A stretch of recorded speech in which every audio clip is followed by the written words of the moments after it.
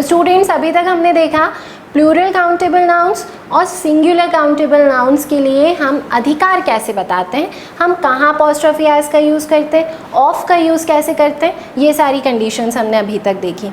अब हम ये देखने वाले हैं कि एब्स्ट्रैक्ट नाउन और मटीरियल नाउन जो होती हैं उनका अधिकार कैसे बताते हैं। हमने जब नाउन के काइंड्स पढ़े थे तो हमने देखा था काउंटेबल के टाइप्स थे हमारे कॉमन नाउन, कलेक्टिव नाउन, उनके एग्जाम्पल्स हमने अभी तक देख लिए। मतलब आपको ये समझ में आया कि काउंटेबल नाउन्स का तो अधिकार कैसे बताया जाता है, लेकिन अभी तक हमने ये नहीं देखा कि अनकाउंटेबल नाउन का अधिकार कैसे बताया जाएगा। तो अब यहाँ पर हम वही देखने वाले हैं कि अनकाउंटेबल नाउन्स के जो दो सब टाइप्स थे, मटीरियल नाउन और एब्स्ट्रैक्ट नाउन, उनका अधिकार कैसे बताया जाता है। ठीक है, तो एब्स्ट्रैक्ट नाउन हम देखेंगे, लेकिन उसके पहले मैं चाहूँगी कि हम लोग मटीरियल नाउन्स को डिस्कस कर लें। ये थोड़ा सा आसान है और आपके दिमाग में अच्छे से स्टोर होगा। उसके बाद हम चलेंगे एब्स्ट्रैक्ट नाउन के ऊपर। तो हम देखते हैं कि ये जो मटीरियल नाउन्स हैं इनका अधिकार कैसे बताया जाता है। तो देखेंगे हम, तब तक आप सोचो थोड़ा सा कि मटीरियल नाउन्स कौन कौन सी होती हैं। कुछ एग्जाम्पल्स अपने दिमाग में लाओ। मटीरियल नाउन्स के एग्जाम्पल आपने क्या क्या देखे थे? मटीरियल नाउन के हमने क्या एग्जाम्पल्स देखे थे? एक हमने देखा था मिल्क, गोल्ड, शुगर, ये सब जिनका कोई फिज़िकल फॉर्म होता है। ऐसी नाउन्स जिनका कोई फिज़िकल फॉर्म होता है आप लेकिन उनका प्लूरल नहीं बना सकते, वो सब किस में आती थी? Material noun. जैसे मैंने बोला गोल्ड, गोल्ड का फिज़िकल फॉर्म होता है, उसने कोई स्पेस घेरी होती है, उसका कोई वेट होता है, लेकिन आप कभी गोल्ड्स नहीं बोल सकते। किसी के पास 1 kg गोल्ड है, बहुत ही संपत्ति वाला होगा कि यदि 1 kg गोल्ड है तो, लेकिन फिर भी हम ये नहीं बोलेंगे 1 kg गोल्ड्स है, 2 kg गोल्ड्स कभी नहीं बोलते आप। तो गोल्ड जो है वो क्या है? एक प्रकार का मटीरियल नाउन है। Milk material noun, water material noun. तो अब हमें यही देखना है कि ये जो मटीरियल नाउन्स होते हैं इनका आप अधिकार कैसे बताएंगे। तो कुछ एग्जाम्पल से हम देखने की ये कोशिश करेंगे। जैसे मुझे बोलना है मटीरियल नाउन एक मैंने लिया गोल्ड, गोल्ड ही मटीरियल नाउन लेती हूँ मैं, ठीक है। अब मुझे बोलना है सोने की खदान, सोने की खदान बोलना है हमें। करें हम कोशिश इसे बनाने की इंग्लिश में। की के लिए हमने यूज़ किया पहले ऑफ, ऑफ से कोशिश करते हैं। खदान को क्या बोला जाता है? Mine, mine of gold. सही लग रहा है? बिल्कुल सही ट्रांसलेट किया आप लोगों ने। अब हम देखते हैं अपॉस्ट्रोफी एस से कैसे आप अधिकार बताएंगे। अपॉस्ट्रोफी एस के लिए आगे वाला वर्ड आगे लिखना है। तो गोल्ड, सोने को हम कैसा लिख देंगे? आगे लिख देंगे गोल्ड्स। अपॉस्ट्रोफी एस, आखिरी अक्षर में कोई दिक्कत नहीं है, एस है ही नहीं, तो आप बिल्कुल ऐसे यूज़ कर सकते हैं। तो क्या हो जाएगा? Golds mine. बिल्कुल सही है आपका, ठीक है। तो आपको क्या समझ में आया यहाँ से कि जो मटीरियल नाउन्स होते हैं उनमें आप फिर से अपॉस्ट्रोफी एस भी लगा सकते हैं, ऑफ भी लगा सकते हैं। जो अभी तक हम कर रहे थे वो सब कुछ आप कर सकते हैं मटीरियल नाउन का अधिकार बताने के लिए।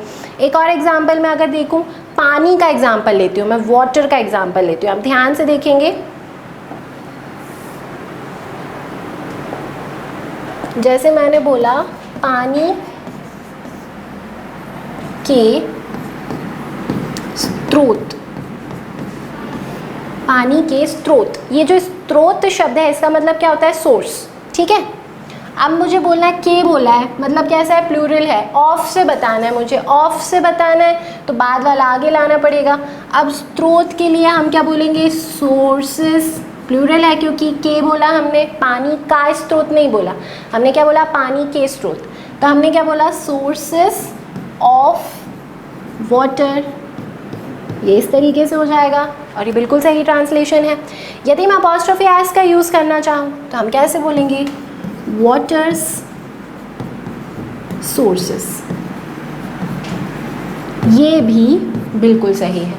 मतलब फिर वही चीज़ है जो अभी तक हम देख रहे थे, कोई नई बात नहीं है कि मटीरियल नाउन्स जो होती हैं, मटीरियल नाउन्स यदि ऐसी नाउन्स हैं जो कैसी हैं? काउंटेबल हैं, तो आप उनमें अपॉस्ट्रोफी एस का यूज़ भी कर सकते हैं, आप उनमें ऑफ का यूज़ भी कर सकते हैं। इतना क्लियर हुआ। लेकिन थोड़ा सा सोच के देखिए कि यहाँ पर ये वाटर और ये जो गोल्ड है ये लिविंग थिंग है या फिर ये नॉन लिविंग थिंग है। ये तो है नॉन लिविंग थिंग। तो अभी आपने ये देखा कि ये जो नॉन लिविंग थिंग्स हैं इनमें आपने अपॉस्ट्रोफी एस लगाया। अब दिमाग थोड़ा सा दौड़ाइए, क्या हर प्रकार की निर्जीव वस्तु के लिए हम अपॉस्ट्रोफी एस का यूज़ कर सकते हैं? अब कुछ इसके एग्जांपल्स देखते हैं। हमने अभी मटेरियल नाउन के एग्जांपल्स देखे थे, अब हम कुछ निर्जीव वस्तुओं नॉन लिविंग थिंग्स के एग्जांपल देखते हैं कि उनका अधिकार कैसे बताया जाता है। ठीक है, तो अब स्क्रीन पर देखिए, जैसे मैंने एक नॉन लिविंग थिंग लिया जो है चेयर, मतलब कुर्सी। अब मुझे बोलना है कुर्सी का पैर, एक लेग की बात कर रही हूँ मैं चेयर की, तो क्या मैं ऐसे बोल सकती हूँ चेयर्स लेग, या फिर मैं ऐसे बोलूँ लेग ऑफ चेयर। ये जो चेयर्स लेग है अभी ये यहाँ पर गलत हो गया, लेग ऑफ चेयर बिल्कुल सही है। एक और एग्जांपल, उसके बाद हम लोग समझेंगे अच्छे से। जैसे मैंने बोला ये जो फ़ैन होता है, आपने सीलिंग वाला जो फ़ैन देखा होगा, सीलिंग वाले फ़ैन की जो पंखुड़ियाँ रहती हैं उनको हम इंग्लिश में बोलते हैं ब्लेड। ठीक है, अब मुझे बोलना है फ़ैन की वो पंखुड़ी बोलना है, तो मैं कैसे बोलूँ? मैं बोलूँ फैंस ब्लेड, ये सही है, या फिर ब्लेड ऑफ फैन, ये सही है। फर्स्ट वाला रॉन्ग है और ब्लेड ऑफ फैन जो है ये हमारा बिल्कुल राइट यूसेज है। ध्यान रखिएगा, नॉन लिविंग थिंग्स जो होती हैं, नॉन लिविंग थिंग्स उनका अधिकार बताने के लिए आप कभी भी अपॉस्ट्रोफी एस का यूज़ नहीं कर सकते। मटीरियल नाउन्स की मैं बात नहीं कर रही हूँ, ये जो चेयर है, ये फ़ैन है, ये कोई मटीरियल नाउन नहीं है। डिफरेंस समझने की कोशिश कीजिएगा। मटीरियल नाउन कैसे नाउन होते हैं? जो अनकाउंटेबल होते हैं, लेकिन यहाँ पर मैंने ऐसी निर्जीव वस्तुएं लिखी हैं जो कैसी हैं? काउंटेबल। जैसे मैंने बोला गोल्ड, गोल्ड भी नॉन लिविंग थिंग है लेकिन वो अनकाउंटेबल है, तो आप उसमें अपॉस्ट्रोफी एस लगा सकते थे। लेकिन जब मैंने बोला फैन, तो फैन का बहुवचन बनता है, फैन का बहुवचन बनता है, फैंस होता है। अब 1 फैन, 2 फैंस, 5 फैंस, 100 फैंस बोल सकते हैं। मतलब फैन अनकाउंटेबल नाउन नहीं है, वो कैसा नाउन है? काउंटेबल नाउन है। तो याद ये रखना है आपको यहाँ पर कि काउंटेबल नाउन है और वो निर्जीव वस्तु है, तो उसमें अपॉस्ट्रोफी एस का यूज़ नहीं किया जाता। अनकाउंटेबल नाउन है, निर्जीव है, तो उसमें आप अपॉस्ट्रोफी एस का यूज़ कर सकते हैं। तो यही छोटी सी बात है। क्या याद रखना, एक बार फिर से आप रिकॉल करो। अनकाउंटेबल नाउन है, नॉन लिविंग थिंग है, आप अपॉस्ट्रोफी एस का यूज़ कर सकते हैं, आप ऑफ का भी यूज़ कर सकते हैं। लेकिन काउंटेबल नाउन है और निर्जीव है तो आप अपॉस्ट्रोफी एस का यूज़ नहीं कर सकते। एक और एग्जांपल आप खुद ही बोल के ही करेंगे। जैसे मैंने बोला कार का पहिया, कार का पहिया। अब ये जो पहिया है इसको क्या बोलेंगे हम? व्हील बोल देते हैं। जैसे व्हील बोला हमने, ठीक है। व्हील जो है वो काउंटेबल है क्या अनकाउंटेबल है? ध्यान दो ज़रा, व्हील जो है वो काउंटेबल है या अनकाउंटेबल है? व्हील में एस लग सकता है, जिस भी चीज़ में एस लग सकता है वो काउंटेबल की कैटेगरी में आता है। व्हील्स सही है, तो अभी व्हील कैसा है? काउंटेबल है। तो मैं कभी नहीं बोल सकती कार्स व्हील, आपको क्या बोलना पड़ेगा? व्हील ऑफ कार बोलना पड़ेगा। ठीक है, तो ध्यान ये बात रखनी है कि अनकाउंटेबल नाउन्स में अपॉस्ट्रोफी एस लग सकता है, लेकिन यदि काउंटेबल नाउन्स हैं और वो नॉन लिविंग थिंग हैं तो उनमें आप अपॉस्ट्रोफी एस का यूज़ नहीं कर सकते। अभी तक हमने जितने भी एग्जाम्पल देखे थे जिनमें हम अपॉस्ट्रोफी एस लगा रहे थे वो काउंटेबल थे, लेकिन वो लिविंग थिंग्स थे, वो नॉन लिविंग थिंग्स नहीं थे। तो वहाँ फिर हम अपॉस्ट्रोफी एस भी लगा रहे थे और हम ऑफ भी लगा रहे थे। जैसे रोहन्स कार, रोहन क्या था? लिविंग थिंग था। Neha's house, Neha living thing. Principal भी living thing. Women living thing था। बॉय देखा था, बॉयज़ वो भी लिविंग थिंग थे। गर्ल्स भी लिविंग थिंग थे। तो ये सारी कंडीशंस अभी हम लिविंग थिंग्स की पढ़ रहे थे। अब हम किन की कंडीशंस पढ़ रहे हैं? ये नॉन लिविंग थिंग। तो जब भी आपको अपॉस्ट्रोफी एस लिखा हुआ दिखे किसी निर्जीव वस्तु में, तो सबसे पहला काम क्या करना है? आपको ये देखना है कि वो जो निर्जीव वस्तु है वो काउंटेबल है या अनकाउंटेबल है। यदि काउंटेबल है तो उसमें अपॉस्ट्रोफी एस नहीं लगेगा, वहाँ आपको ऑफ लगाना पड़ेगा। और यदि अनकाउंटेबल है तो वहाँ आप बिना सोचे समझे अपॉस्ट्रोफी एस का यूज़ कर सकते हैं। ठीक है, क्लियर हुआ इतना? तो अब हम देखेंगे अनकाउंटेबल नाउन के सेकेंड टाइप के बारे में। सेकेंड टाइप जो है वो है एब्स्ट्रैक्ट नाउन। एब्स्ट्रैक्ट नाउन को हिंदी में क्या कहा जाता है? भाववाचक संज्ञा। अब थोड़ा सा रिकॉल करते हैं कि ये भाववाचक संज्ञा, ये एब्स्ट्रैक्ट नाउन होती क्या है। एब्स्ट्रैक्ट नाउन की मैंने आपको डेफिनेशन बताई थी पहले भी कि ऐसी अनकाउंटेबल नाउन्स, वर्ड्स को ध्यान से सुनिएगा, ऐसी अनकाउंटेबल नाउन्स जिनका कोई फिजिकल फॉर्म नहीं होता, भौतिक रूप नहीं होता। अब ये भौतिक रूप क्या होता है, इसको एक बार और हम रिवाइज करते हैं। भौतिक रूप या फिर फिजिकल फॉर्म से हम ये समझते हैं कि कोई भी ऐसी वस्तु, कोई भी ऐसी थिंग जिसका कोई वेट ना हो, वज़न ना हो, या फिर उसने कोई पर्टिकुलर प्लेस, कोई स्थान ना घेरा हो, उन सभी वस्तुओं को हम गिनते हैं एब्स्ट्रैक्ट नाउन की कैटेगरी में। जैसे एग्जाम्पल के तौर पर हम देखें तो नेचर, नेचर का मतलब है प्रकृति। अब प्रकृति का कोई भौतिक रूप है क्या? आपको वेट पता है क्या प्रकृति का, कि इतने टन्स की है हमारी प्रकृति? आपको उसका वेट नहीं पता, आप मेजर नहीं कर सकते। उसके बाद कोई पर्टिकुलर स्थान नहीं घेरा है प्रकृति ने। अब प्रकृति किस में आ जाएगी? एक भाव है वो भाववाचक संज्ञा में आएगी। आप इन चीज़ों को टच नहीं कर सकते, ये आपको कभी नज़र भी नहीं आती। कभी कभी कुछ ऐसी होती हैं जो नज़र आती हैं जनरली, या फिर आपको मैक्सिमम इनमें से नज़र नहीं आती, आप इनको फील कर सकते हैं। तो ऐसी सारी नाउन्स आती हैं एब्स्ट्रैक्ट नाउन में। जैसे अभी मैंने प्रकृति बोला, खुशी, हैप्पीनेस जो है, काइंडनेस जो है, इनको आप वज़न में नहीं नाप सकते, ये कोई स्थान नहीं घेरती हैं। ऐसा होता है कि जो पर्सन बहुत खुश रहता है वो ज़्यादा मोटा है, और जो खुश नहीं रहता वो मोटा नहीं, वो पतला होता जा रहा है। ऐसा नहीं होता। खुशी से आपका वेट नहीं निर्धारित होता, नहीं तो फिर बहुत अच्छा माना जाता है ना ओवरवेट होने को। तो अब मानिए कि ये जो हैप्पीनेस है ये किस में आ जाएगा? हमारा एब्स्ट्रैक्ट नाउन में। काइंडनेस किस में आएगा? एब्स्ट्रैक्ट नाउन में आएगा। ठीक है, ये बात समझ में आई। अब हमें ये देखना है कि ये जो एब्स्ट्रैक्ट नाउन्स जो भी मैंने अभी नाम बोले, इनका यदि हमें अधिकार बताना है, इनके साथ का, की, के का यदि प्रयोग करना है, तो फिर क्या मैं अपॉस्ट्रोफी एस का यूज़ कर सकती हूँ? अब एग्जाम्पल से हम समझने की कोशिश करते हैं। देखिए, जैसे मुझे बोलना है प्रकृति का सौंदर्य। सौंदर्य मतलब क्या होगा? ब्यूटी। ऑफ से तो आप बिल्कुल बोल सकते हैं, आप कैसे बोल देंगे? ब्यूटी, ब्यूटी ऑफ नेचर, ऐसे यूज़ कर लेंगे आप। लेकिन अपॉस्ट्रोफी एस लगा के देखते हैं, देखिए, नेचर्स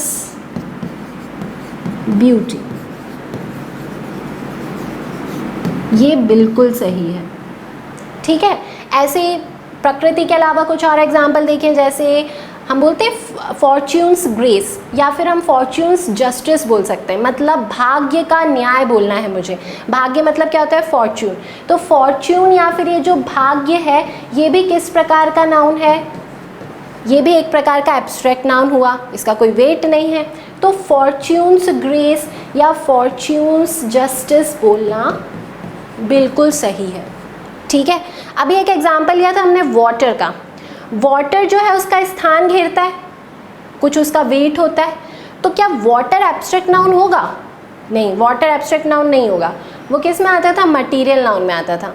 लेकिन यदि मैं बोलूँ लाइट, तो लाइट ऐसी एक नाउन है जिसने कोई स्थान नहीं घेरा है, उसका कोई वेट भी नहीं होता, तो लाइट का कोई फिजिकल फॉर्म आप नहीं मानेंगे। तो अब मैं बोल सकती हूँ कि ऐसा लाइट सोर्स,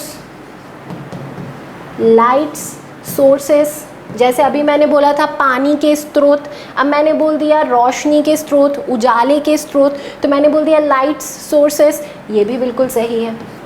तो आपको बात ये समझ में आई कि अनकाउंटेबल का कोई भी टाइप हो, चाहे वो एब्स्ट्रैक्ट नाउन हो, चाहे वो मटीरियल नाउन हो, दोनों ही टाइप्स में हम अपॉस्ट्रोफी एस से भी अधिकार बता सकते हैं और ऑफ से भी अधिकार बता सकते हैं।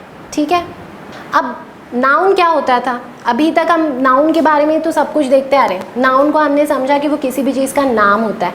अब आप मुझे सोच के बताइए कि जैसे मैंने बोला day, night, hour, minute, second, ये नाउन है कि नहीं?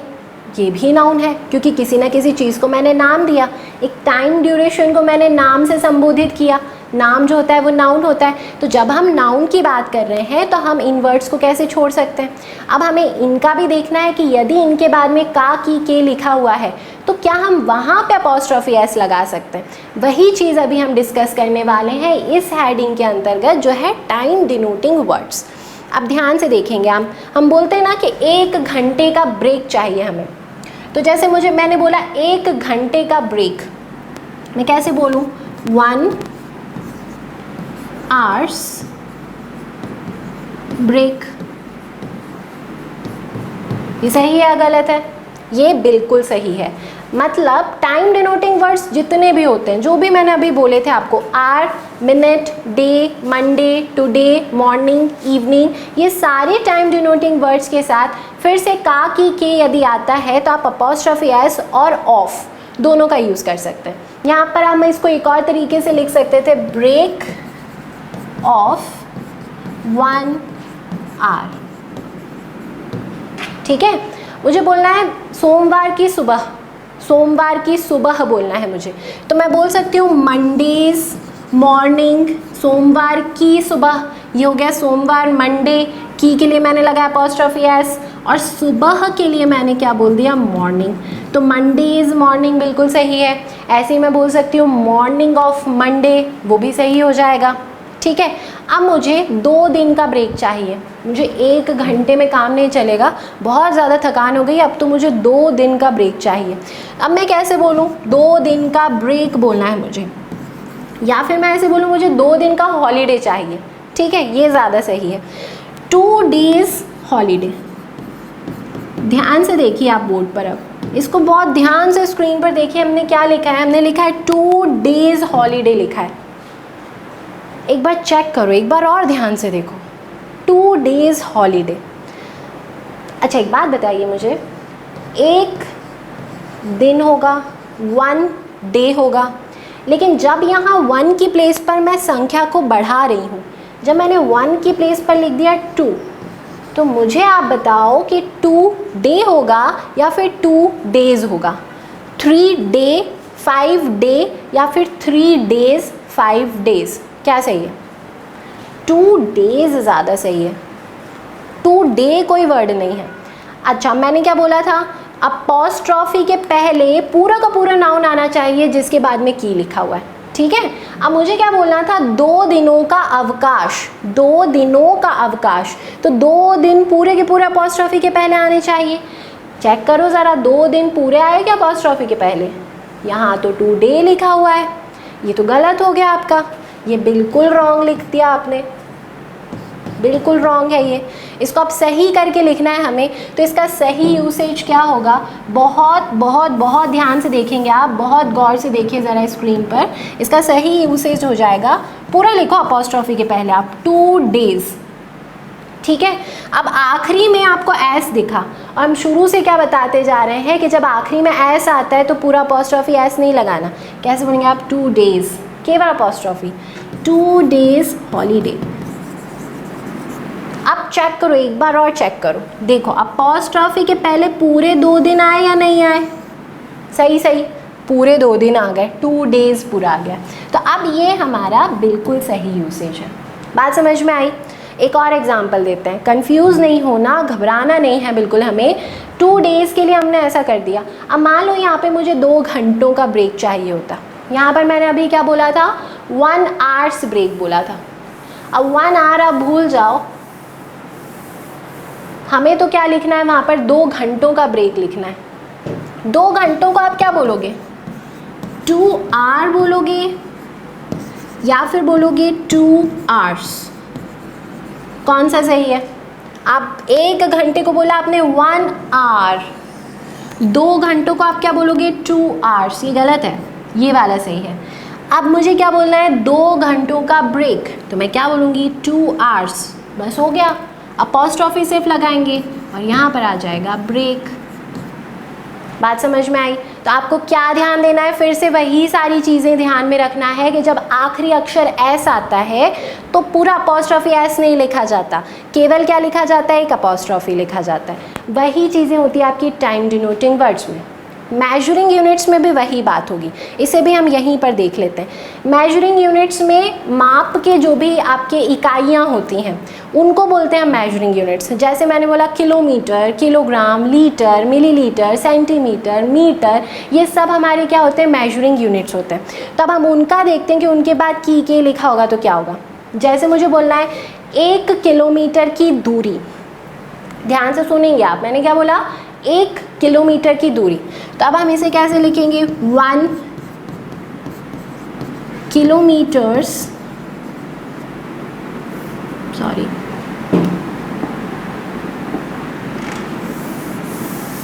एक बार और लिखते हैं।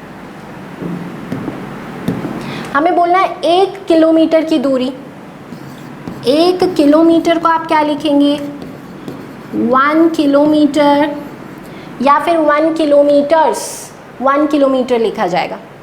की के लिए आपने लगा दिया अपॉस्ट्रोफी एस, 1 किलोमीटर्स, और दूरी के लिए आपने बोल दिया डिस्टेंस। बिल्कुल सही है, कोई गलती नहीं है। अब 1 को प्लूरल करते हैं हम, ये भी प्लूरल होगा। अब मुझे बोलना है 2 किलोमीटर्स की दूरी। 1 की जगह मैंने लिख दिया 2 किलोमीटर्स। किलोमीटर होगा 2 किलोमीटर या 2 किलोमीटर्स होगा, 2 किलोमीटर्स, यही सही है ना। अब आखिरी अक्षर क्या दिख रहा है आपको, एस। की के लिए क्या लगाओगे, केवल एक अपॉस्ट्रोफी, तो हो जाएगा आपका 2 किलोमीटर्स डिस्टेंस। ये सही है, समझ में आया। तो आपको ध्यान देना है, इतनी छोटी सी बात ध्यान देना है कि अपॉस्ट्रोफी एस पूरा कब लगता है, जब आखिरी में एस के अलावा कोई और अक्षर हो, और केवल अपॉस्ट्रोफी कब लगता है, जब आखिरी में एस लिखा हो। ठीक है, इतना क्लियर हुआ। तो वही छोटी सी बात आपको ध्यान रखना है यूनिट्स में और डेज में, दोनों ही चीज़ों में, कि जब आखिरी में एस होता है, किसी भी वर्ड के आखिरी अक्षर में एस लिखा हुआ है, तो वहाँ पे पूरा अपॉस्ट्रोफी एस नहीं लगाना, केवल अपॉस्ट्रोफी लगाना है। और आखिरी में एस नहीं है तो आप पूरा अपॉस्ट्रोफी एस का यूज़ करेंगे। तो अभी तक हम सिंपल नाउन्स के बारे में पूरी बात कर चुके हैं। का की के आता है, अधिकार बताना है, लिविंग थिंग है, नॉन लिविंग थिंग है, मटीरियल नाउन है, काउंटेबल है, अनकाउंटेबल है, सब कुछ कहानी हमने समझ ली अपॉस्ट्रोफी एस के बारे में। लेकिन कल जब हमने नाउन नंबर से स्टार्ट किया था तो वहाँ पे हमने एक और चीज़ देखी थी कि जो कंपाउंड नाउन्स होते हैं उनका प्लूरल कुछ अलग टाइप से बनाते थे। अब थोड़ा सा रिवाइज करो कि कंपाउंड नाउन्स क्या होते थे। कंपाउंड नाउन्स जिनमें 2 शब्दों का मेल होता था, जोड़ होता था। जैसे मैंने बोला कमांडर इन चीफ, ये कंपाउंड नाउन है। Son in law, daughter in law. अब इनमें हमने प्लूरल करना तो देखा था कि हम जो मूल शब्द है उसमें एस लगाते थे। अब अपॉस्ट्रोफी एस कहाँ लगाएंगे, हम उसी को देखते हैं। मुझे जैसे बोलना है सन इन लॉ की कार, मतलब मुझे बोलना है दामाद की कार, ये बोलना है। तो अब सन इन लॉ हमने लिख दिया। अब मैं अपॉस्ट्रोफी कहाँ लगाऊं, प्लूरल बनाने के लिए एस तो यहाँ लगाते थे, सन्स इन लॉ। तो मैं ऐसे बोलूँगी सन्स इन लॉ कार, उसका मतलब तो गया सन्स, कुछ भी मीनिंग नहीं निकल रहा है। हम अपॉस्ट्रोफी एस कहाँ लगाते हैं, की प्लेस पर। रोहन की कार, रोहन्स कार। तो वैसे ही सन इन लॉ की कार, तो की प्लेस पर अपॉस्ट्रोफी एस आना चाहिए। तो ये तो पूरा हो गया सन इन लॉ, यहीं पर आप यूज़ करेंगे अपॉस्ट्रोफी एस। सही क्या हो जाएगा हमारा, सन इन लॉस कार। कंफ्यूज बिल्कुल नहीं होना है। प्लूरल बनाते तो हम बोल देते सन्स इन लॉ। अब मान लो दामादों की कार है, 2 हैं दामाद, दोनों की कार है, तो अब मैं क्या बोलूँ, सन्स इन लॉ। की यहाँ पर आ रहा है, अपॉस्ट्रोफी एस यहाँ पर आएगा, मतलब ये एस बिल्कुल अलग है और ये अपॉस्ट्रोफी एस बिल्कुल अलग है। ये अधिकार बता रहा है और ये इस शब्द को प्लूरल कर रहा है। तो हमारा सही क्या हो जाएगा, सन्स इन लॉज कार्स। बात समझ में आई। मुझे बोलना है कमांडर इन चीफ की गन, तो मैं क्या बोलूँगी, कमांडर इन चीफ्स गन। ठीक है, कंपाउंड नाउन में कंफ्यूज नहीं होना। अपॉस्ट्रोफी एस हमेशा कहाँ लगाते हैं, जहाँ की, के, को, ये सब बोलते हैं, वहाँ पर आपको अपॉस्ट्रोफी एस लगाना है। बस इतनी छोटी सी बात ध्यान रखना है। नेक्स्ट देखिए, नेक्स्ट आपको लिखा हुआ दिख रहा है, each other, one another, everyone, everybody, anybody. मतलब क्या होता है, ईच अदर का मतलब एक दूसरे, वन अनदर का भी मतलब होता है एक दूसरे, एवरीवन मतलब सभी, एवरीबडी भी सभी, और एनीबडी होता है कोई भी। इनके साथ भी तो की आ सकता है। जैसे मैंने बोला सभी की क्लास, ये जो है ये सभी की क्लास है, तो सभी के लिए मैं क्या बोलूँगी, एवरीवन या फिर एवरीबडी। अब मुझे यही कहना है, सभी की कक्षा, ध्यान से सुनिए, सभी की कक्षा। मैं एवरीवन का यूज़ कर रही हूँ सभी के लिए, आप एवरीबडी भी लगा सकते हैं। तो कैसे होगा, एवरीवन्स क्लास, बिल्कुल सही है, कोई दिक्कत नहीं है। ऐसे मैं बोल सकती थी एवरीबडीज क्लास, ठीक है, कोई किसी की भी उपस्थिति जायज़ है, ऐसा बोलना है हमें। तो मैं क्या बोल दूंगी, किसी की भी के लिए एनीबडीज प्रेजेंस इज एक्सेप्टेबल, तो वहाँ क्या हो जाएगा, एनीबडीज। तो आपको इन शब्दों के साथ भी जब की लिखा हुआ दिखे तो आप हमेशा आखिरी में अपॉस्ट्रोफी एस लगाते हैं। ईच अदर्स फीलिंग्स, हमें एक दूसरे की फीलिंग्स का सम्मान करना चाहिए। तो कैसे बोलेंगे, we should respect each others feelings. Apostrophe S कहाँ आएगा, यहीं पर, ठीक है। तो कोई नई बात नहीं बताई मैंने, बस कंफ्यूज करने वाले हैं क्योंकि यहाँ पे दो दो शब्द दिख रहे हैं, इनमें भी दो दो तीन तीन शब्द थे, तो बस इसलिए ले लिया ताकि आप कंफ्यूज नहीं हो, आपको पूरा क्लियर हो कि कहाँ कहाँ पर हम अपॉस्ट्रोफी एस लगाते हैं। अब हम केस देखने वाले हैं एल्स का। एल्स का मतलब क्या होता है, पहले तो आप इस एल्स का मतलब समझो। जैसे मुझे बोलना है somebody else, सेंटेंस ऐसे मैंने बोला somebody else will come in place of Ram today। छोटा सा एक सेंटेंस है, आप ध्यान से इसे ट्रांसलेट करने की कोशिश कीजिए, somebody else का आपको मीनिंग समझ में आएगा। somebody else will come in place of Ram today, इसका मतलब क्या हुआ, कोई और, somebody else, somebody इस पूरे का मतलब हुआ कोई, और else मैंने किसके लिए लिया, और बताने के लिए। किसी व्यक्ति में कभी भी आपको और बताना है तो आप यूज़ करते हैं हमेशा किस वर्ड का, else का। तो कोई और आएगा in place of Ram today, आज राम के स्थान पर, कोई और के लिए हम क्या बोलते हैं, else। एनीबडी एल्स, कोई और भी, एनीबडी एल्स, एवरीवन एल्स, ठीक है। तो एल्स का यूज़ क्या होता है, कोई और यूज़ होता है, ये ध्यान रखिएगा। अब हमें देखना है कि यहाँ पर अभी मैंने बोला था कोई और आएगा राम की प्लेस पर, मुझे बोलना है कि वहाँ किसी और की कार खड़ी है, किसी और, कोई और, किसी और बोलना है। किसी और के साथ में मैंने की भी बोला। अब मैं अपॉस्ट्रोफी एस का कहाँ यूज़ करूँ, आप ध्यान से देखिएगा। क्या बोलना था मुझे, किसी और की कार, किसी और की कार। पहले हम लिखते हैं किसी और को, किसी और को आपने बोल दिया somebody, और को आप क्या बोलेंगे, else। अब की यहाँ पर लिखा है, अब कहाँ आना चाहिए, यहाँ पर अपॉस्ट्रोफी एस आना चाहिए। आपका सही कैसा होगा, somebody else's car, ये सही है। गलती कहाँ करते हैं स्टूडेंट्स को लगता है ये शब्द व्यक्ति को दर्शा रहा है, तो वो गलत क्या करते हैं, वो यहाँ पर इस तरीके से इसको लिख देते हैं somebody's else car, ये रॉन्ग है। आपको ध्यान बस इतनी सी बात रखनी है कि जब भी आपको किसी भी शब्द somebody, anybody, nobody, इनके साथ में जब भी else लिखा हुआ दिखे तो जो अपॉस्ट्रोफी एस है वो कहाँ यूज़ होता है, उस else के साथ यूज़ होता है। somebody, nobody, anybody में आप अपॉस्ट्रोफी एस नहीं लगाएंगे, else जो शब्द है वहाँ पर अपॉस्ट्रोफी एस लगाएंगे, ठीक है। तो अपॉस्ट्रोफी के बारे में पूरी कहानी अभी तक हम समझ चुके हैं कि किस तरह के नाउन्स में कब अपॉस्ट्रोफी एस लगता है, कौन सी ऐसी कंडीशन है जब अपॉस्ट्रोफी एस लगता ही नहीं है, कहाँ हम केवल अपॉस्ट्रोफी लगाते हैं, सारी कंडीशंस हम पढ़ चुके हैं। लेकिन अब थोड़ा सा इसी बात को आगे बढ़ाते हुए हम देखेंगे जॉइंट पोजीशन। ये स्क्रीन पर आपको जॉइंट पोजीशन लिखा हुआ दिख रहा है। पूरी तरीके से हम अपॉस्ट्रोफी एस को अच्छे से पढ़ लेंगे ताकि आपको कभी यूसेज हो, कभी आप एग्ज़ाम में क्वेश्चन देखें तो आपको ऐसा नहीं लगे कि मैडम ने ये क्लास में नहीं बताया था। आपको हर एक क्वेश्चन ऐसा दिखना चाहिए कि नहीं, ये कहीं ना कहीं तो हमने डिस्कस किया था, तो हम हर एक पार्ट को कवर करेंगे। तो अब उसी में हम आगे पढ़ने वाले हैं जॉइंट पोजीशन। जॉइंट पोजीशन क्या आपको अभी बहुत अच्छे से समझ में आएगा। पोजीशन का मतलब अधिकार और जॉइंट का मतलब कंबाइन बोल सकते हैं, या फिर सही वर्ड आप बोलेंगे तो संयुक्त अधिकार।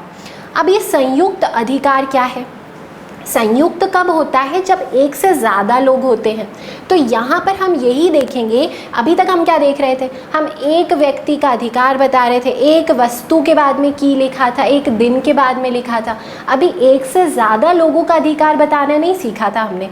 यहाँ पर इस हेडिंग के अंतर्गत हम यही सीखेंगे कि एक से ज़्यादा लोगों के जब अधिकार बताने हैं तो कैसे बताना है। वहाँ भी बहुत कन्फ्यूजन होता है, कितनी बार अपोस्ट्रोफी एस लगाएं, क्या हर एक नाउन जिसका अधिकार बताया जा रहा है सबके बाद में अपोस्ट्रोफी एस लगाएं, या फिर बस एक ही बार लगा दें। वही चीज़, सारी चीज़ों का हम देखेंगे। ठीक है, मैं स्क्रीन पर एक सेंटेंस लिख रही हूँ, ध्यान से देखिएगा। हिंदी में ही सेंटेंस है तो आपको बहुत अच्छे से समझ में आएगा। अमन और रोहन की माँ, एक सेंटेंस ये है। दूसरा है अमन की और रोहन की माँ। एक और सेंटेंस, अमन की और रोहन की माई। 3 कंडीशंस आपको बोर्ड पर लिखी हुई दिख रही हैं। पहले में हम बोल रहे हैं अमन और रोहन की माँ। दूसरे में हमने बोला अमन की और रोहन की माँ। तीसरे में बोल रहे हैं अमन की और रोहन की माएँ। तीनों में से 2 कंडीशन सही हैं और कोई एक कंडीशन गलत है। वही गलत वाली कंडीशन को हमें पहले हिंदी में समझना है। आप हिंदी में सही बोलना सीख गए ना, तो ये वाला पार्ट आपको इंग्लिश में कभी दिक्कत नहीं देगा, आपको आसानी से समझ में आएगा। अब देखिए, पहले आप एक सिनेरियो अपने दिमाग में बनाइए। मैं बोल रही हूँ अमन और रोहन 2 लड़के हैं, ठीक है। पहली कंडीशन आपको दिमाग में इमेजिन करना है कि दोनों भाई हैं, सगे भाई हैं दोनों, तो दोनों की माँ एक है। अब मुझे बोलना है अमन, दोनों की माँ के बारे में मैं बात कर रही हूँ, तो मैं क्या बोलूँ, अमन और रोहन की माँ, ये सही है, या मैं बोलूँ अमन की और रोहन की माँ। फर्स्ट वाला बिल्कुल सही है, क्योंकि माँ कितनी है, एक है, दोनों क्या थे, भाई थे। तो आपको की कितनी बार लगाना है, एक ही बार। सही क्या होगा, अमन और रोहन की माँ। ठीक है, वही चीज़ यहाँ है। देखिए माँ लिखा हुआ है, कितनी माँ है, एक। तो आपको ये बात समझ में आनी चाहिए कि दोनों क्या है, भाई हैं। दोनों भाई हैं जब और माँ एक ही है, तो आपको की कितनी बार लगाने की ज़रूरत है, सिर्फ एक ही बार लगाने की ज़रूरत है। यहाँ पर मैंने बोल दिया अमन की और रोहन की माँ, 2 बार की कोई ज़रूरत ही नहीं थी। ये वाला हमारा हिंदी में ही सेंटेंस गलत हो गया। अभी हमने किसकी बात देखी, जब 2 संज्ञाओं का अधिकार आप एक पर बता रहे हो, मतलब दोनों सगे भाई थे और उनका आप एक माँ पर अधिकार बता रहे थे, तो आपने की कितनी बार लगाया, एक बार लगाया। आप भूल जाइए कि वो दोनों भाई हैं और मानिए कि अमन और रोहन दोस्त हैं। अमन और रोहन दोनों क्या हैं, दोस्त हैं। दोनों दोस्त हैं तो दोनों की माएँ अलग अलग हैं, ठीक है। अब मुझे बोलना है अमन, यही बात मुझे बोलना है कि अमन की और रोहन की माँ वहाँ पर आई हुई है, तो मुझे कितनी बार की का यूज़ करना पड़ेगा, फिर मुझे दोनों बार की का यूज़ करना पड़ेगा। मैं कैसे बोलूँगी, अमन की, ये वर्ड रिप्रेजेंट करेगा अमन की माँ को, और रोहन की, ये रोहन की माँ को रिप्रेजेंट करेगा। और यहाँ पर हमने फिर माँ नहीं लिखा, हमने क्या लिखा, माएँ लिखा, क्योंकि 2 मदर्स वहाँ पर उपस्थित हैं। आपको इतनी छोटी सी एक बात ध्यान देनी है कि जब आप 2 व्यक्तियों का, 2 से ज़्यादा व्यक्तियों का अधिकार एक संज्ञा पर बताते हैं तो आप एक बार की का यूज़ करते हैं, और जब आप एक से ज़्यादा संज्ञाओं पर अधिकार बताते हैं तो आप एक से ज़्यादा बार की का यूज़ करते हैं। ठीक है, अब इसको हम हिंदी में ट्रांसलेट करने की कोशिश करते हैं। ध्यान से देखिए, अमन और रोहन की माँ को आप कैसे बोलेंगे, अमन को आपने लिख दिया अमन, और एंड रोहन को आपने लिख दिया रोहन। अब यहाँ पे की है तो केवल एक बार अपॉस्ट्रोफी एस लगाएंगे, कैसा हो जाएगा, अमन एंड रोहन्स मदर। बिल्कुल सही है। अगर मैं ऐसे लिख देती अमन्स एंड रोहन्स मदर तो गलत हो जाता, ये गलत यूसेज है, क्योंकि अब दोनों दोस्तों की बात करनी है मुझे। अब देखिए इसका हम इंग्लिश में बनाते हैं, अमन की बोला है मैंने, तो मैं कैसे बोलूँगी, अमन्स, अमन की, अमन्स एंड रोहन की, रोहन्स, मदर्स हो जाएगा, माएँ के लिए आप क्या बोलेंगे, मदर्स बोलेंगे। बात समझ में आई? तो जब माएँ मतलब आप एक से ज़्यादा माओं पर अधिकार बता रहे थे तो आपको हर एक नाउन के बाद में अपॉस्ट्रोफी एस लगाना पड़ा, लेकिन जब आप एक माँ पर अधिकार बता रहे हैं तो आपको कितनी बार अपॉस्ट्रोफी एस लगाना पड़ा, एक बार। ठीक है, एक और नॉन लिविंग थिंग का एग्जाम्पल लेती हूँ मैं। जैसे मुझे बोलना है नेहा और रोहन भाई बहन हैं और दोनों की एक कार है, ठीक है, तो मैं क्या बोलूँगी, रोहन की और नेहा की कार, या फिर रोहन और नेहा की कार। कार एक ही है तो आप की कितनी बार लगाएंगे, एक बार। तो कैसा हो जाएगा, रोहन और नेहा की कार। इंग्लिश में कैसे बोलेंगे, रोहन एंड नेहास कार, कार भी सिंगुलर है। ठीक है, एक बार अपॉस्ट्रोफी एस लगाया। लेकिन मुझे बोलना है रोहन की और नेहा की कारें, मतलब दो कार है वहाँ, रोहन की अलग है और नेहा की अलग है। दोनों की अलग अलग बताने के लिए मुझे दो बार की बोलना पड़ेगा, फिर इंग्लिश में भी मुझे दो बार अपॉस्ट्रोफी एस लगाना पड़ेगा। तो हम क्या बोलेंगे, रोहन्स एंड नेहास कार्स, कारें की जगह हो जाएगा कार्स। ये बात ध्यान देनी है बस छोटी सी, एक बार और रिकॉल करो कि जब एक से ज़्यादा संज्ञाओं पर अधिकार बताते हो, आखिरी में आपको प्लूरल लिखा हुआ दिख रहा है तो आप एक से ज़्यादा बार अपॉस्ट्रोफी एस लगाओगे। आखिरी में सिंगुलर दिख रहा है तो बस एक ही बार अपॉस्ट्रोफी एस लगाओगे बस। तो यहाँ तक हमने सारे यूसेज, सारे रूल्स पॉजेसिव केस के किसके, अपॉस्ट्रोफी एस के हम देख चुके हैं। अब हम देखते हैं कि एग्ज़ाम में इन्हें इम्प्लीमेंट कैसे करते हैं। तो थोड़ी सी प्रैक्टिस ज़रूरी है ताकि अच्छे से हमारे माइंड में स्टोर हो जाएं ये सब बातें। तो कुछ एग्ज़ाम के क्वेश्चंस आपको स्क्रीन पर दिख रहे हैं, स्पॉट द एरर के क्वेश्चंस है और आपको ये बताना है कि इनमें कहाँ पर एरर है, किस सेंटेंस में कहाँ पर एरर है। फर्स्ट सेंटेंस को लेते हैं हम लोग। सेंटेंस लिखा हुआ है, I went to the house and found that the cart's wheel was broken. आपको अपॉस्ट्रोफी एस ये लिखा हुआ दिख रहा है, कार्ट्स व्हील। अब आपको जहाँ अपॉस्ट्रोफी एस लिखा हुआ दिखे एग्जाम में, उस वर्ड को, उस नाउन को ध्यान से देखें आप, क्या लिखा है, कार्ट।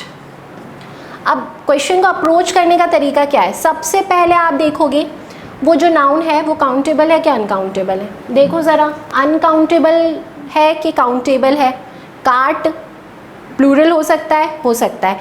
एक कार्ट को हम क्या बोलेंगे, वन कार्ट, और दो हो गए तो टू कार्ट्स। पहले मैं बताऊँ कार्ट क्या होता है। कार्ट क्या होता है, जैसे आपने बग्गी एक वर्ड सुना होगा, बग्गी। जैसे बचपन में कुछ बच्चे टोंगे में, टोंगा जो होता था उससे स्कूल जाते होंगे, आगे घोड़ा बंधा रहता था और पीछे पूरी एक बग्गी लगी रहती थी, उस पूरे को हम क्या बोलते थे, टांगा बोलते थे, टोंगा बोलते थे। तो वो जो पीछे जो है वो बग्गी को हम क्या बोलेंगे, कार्ट। आपने कुछ सीरियल्स देखे होंगे, जैसे महाभारत आपने देखा होगा, तो महाभारत में आगे घोड़े रहते थे, उसके बाद पीछे कौन कौन है, श्री कृष्ण है और अर्जुन है। तो श्री कृष्ण और अर्जुन पीछे एक रथ जैसे उसमें बैठते थे, तो वो जो रथ जैसा जो था उसको हम क्या बोलते हैं, कार्ट बोलते हैं। और ये घोड़े के साथ वो जो बग्गी है उस पूरे को रथ बोला जाता है, ठीक है। तो जो बैठने की जगह होती है वो कार्ट कहलाता है। तो अब यहाँ पे मुझे बताओ कि ये जो कार्ट है ये सिंगुलर प्लूरल हो सकता है, हो सकता है प्लूरल, मतलब वो कैसा है, काउंटेबल है। काउंटेबल देख लिया। अब देखो लिविंग थिंग है कि नॉन लिविंग थिंग है। नॉन लिविंग थिंग है कार्ट, तो उसमें कोई जान थोड़ी है, वो ब्रीथ थोड़ी कर रहा है, वो तो नॉन लिविंग थिंग है। नॉन लिविंग थिंग है तो आप अपॉस्ट्रोफी एस लगा सकते हैं क्या, नहीं लगा सकते। आपको ऑफ का यूज़ करना है। हमने एग्जांपल्स देखे थे, फैंस ब्लेड गलत था, चेयर्स लेग गलत था, लेग ऑफ चेयर सही था। तो वही बात यहाँ हुई कि उन्होंने कार्ट्स व्हील गलत लिखा है, इसको सही कैसे लिखा जाता, व्हील ऑफ कार्ट, ठीक है। तो मिस्टेक किस पार्ट में है, थर्ड पार्ट में। क्लियर हुआ। सेकेंड एग्जाम्पल देखते हैं। There was no money in the bank in Dhananjay's and Mrityunjay's bank account, joint account. Bank के अकाउंट की बात है, खाते की बात है, जॉइंट अकाउंट जो खुला करता था उसकी बात है। जॉइंट अकाउंट ऐसा है क्या, इसमें नहीं है। मतलब कितना जॉइंट अकाउंट है, एक जॉइंट अकाउंट है। जब मैंने अभी बताया था कि जब एक पर अधिकार बताते हैं तो की एक बार बोलते हैं, की एक बार बोलते हैं तो अपॉस्ट्रोफी एस भी एक बार आता है। यहाँ पर इन्होंने क्या किया, धनंजय में भी अपॉस्ट्रोफी एस लगा दिया, मृत्युंजय में भी अपॉस्ट्रोफी एस लगा दिया। गलती कहाँ है, यहाँ। हमेशा लास्ट में की बोलते हैं, यहाँ तो आएगा, यहाँ नहीं आएगा, तो गलती किस में आई? थर्ड पार्ट में, तो आपका आंसर हो जाएगा थर्ड पार्ट में एरर है। ठीक है, next question, she was shifted to the women's ward.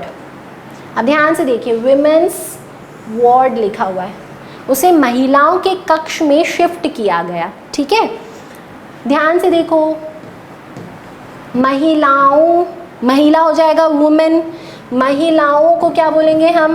Women बोलेंगे। लिख के देख लिया करो वहीं, तो आपसे कभी गलती नहीं होगी। अब महिलाओं का कक्ष का यहाँ आएगा विमेन्स वार्ड, महिलाओं का कक्ष, बिल्कुल सही है। अब चेक करो सही लिखा है क्या यहाँ? विमेन्स वार्ड सही लिखा है, कोई गलती नहीं है, यहाँ पर नो एरर हो गया, बिल्कुल सही था आपका क्वेश्चन। ठीक है, यहाँ देखें, 1 hour's break is not sufficient after 5 hours of diligent work। अब आपको 1 hour's break लिखा हुआ दिख रहा है, लिख के देखेंगे हम। 1 hour's break, एग्जाम्पल में भी मैंने यही एग्जाम्पल लिया था।